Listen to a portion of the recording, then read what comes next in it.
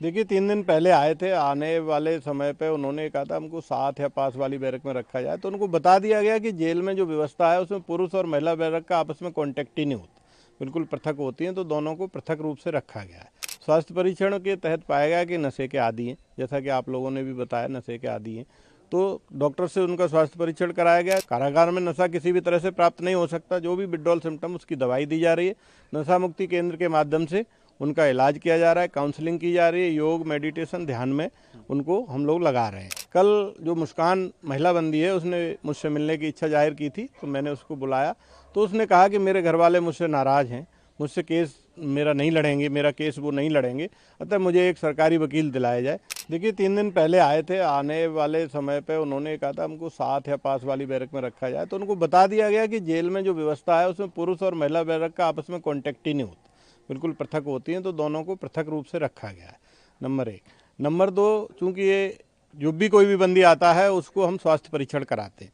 स्वास्थ्य परीक्षण के तहत पाया गया कि नशे के आदी हैं, जैसा कि आप लोगों ने भी बताया नशे के आदी हैं, तो डॉक्टर से उनका स्वास्थ्य परीक्षण कराया गया। जो नशे के विड्रॉल सिम्टम्स होते हैं, कारागार में नशा किसी भी तरह से प्राप्त नहीं हो सकता, जो भी विड्रॉल सिम्टम उसकी दवाई दी जा रही है।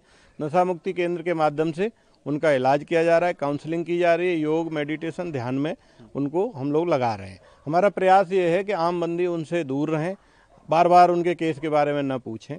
कल जो मुस्कान महिला बंदी है उसने मुझसे मिलने की इच्छा जाहिर की थी, तो मैंने उसको बुलाया, तो उसने कहा कि मेरे घर वाले मुझसे नाराज़ हैं, मुझसे केस मेरा नहीं लड़ेंगे, मेरा केस वो नहीं लड़ेंगे, अतः मुझे एक सरकारी वकील दिलाया जाए।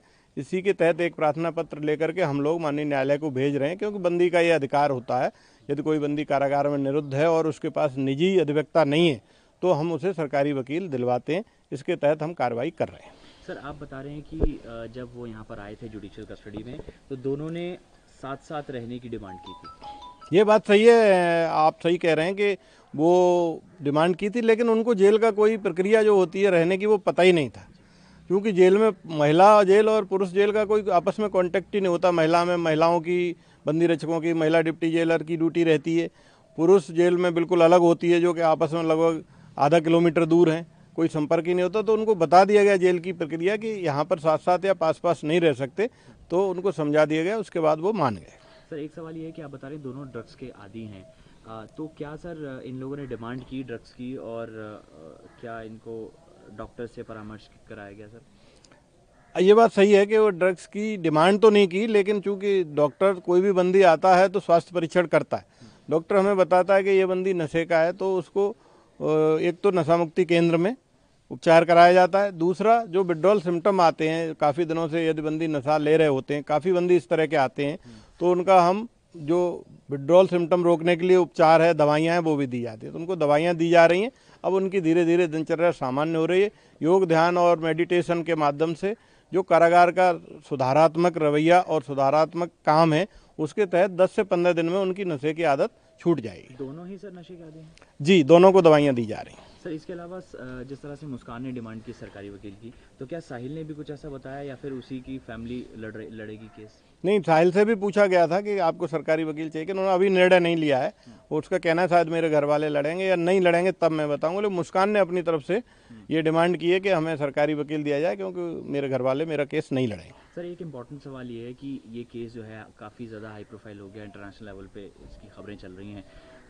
हमने कोर्ट में भी देखा जो भी चीज़ें हुई, तो जेल के अंदर सर इनकी सुरक्षा को लेकर क्या खास कदम आप लोगों की तरफ से उठाए गए? देखिए, सुरक्षा पर बहुत ज़्यादा टिप्पणी तो नहीं की जा सकती, और माननीय न्यायालय में चूंकि प्रकरण है तो माननीय न्यायालय की प्रक्रिया और हाई प्रोफाइल केस के बारे में भी बहुत ज़्यादा टिप्पणी नहीं की जा सकती। मैं सिर्फ इतना कहना चाहूँगा कि हम CCTVs के माध्यम से, महिला बंदी रक्षक और पुरुष बंदी रक्षकों के माध्यम से, महिला डिप्टी जेलर और पुरुष डिप्टी जेलर के माध्यम से, दोनों जेलरों के माध्यम से, और मैं स्वयं सुरक्षा का पूर्ण ध्यान रख रहे हैं, तो सुरक्षा के ऊपर पूरी निगरानी रखे हुए हैं। प्रयास ये किया जा रहा है कि आम बंदियों से अभी ये थोड़ा सा अलग रहें, बार बार बंदी इस तरह की बातें न पूछें और बार बार उनको केस के बारे में और ये सब याद न दिलाएं, ताकि डिप्रेशन और फ्रस्ट्रेशन लेवल कम रहे। क्या अलग अलग सर सेल में रखा गया है, मतलब सिंगल ही हैं, या फिर इनकी नहीं, अन्य बंदियों के साथ ही रखा गया, लेकिन थोड़ा सा पृथक और बातचीत कम करने के लिए निर्देश दिए गए हैं, ताकि बार बार इसी विषय पर चर्चा ना हो। Thank you so much. Thank you.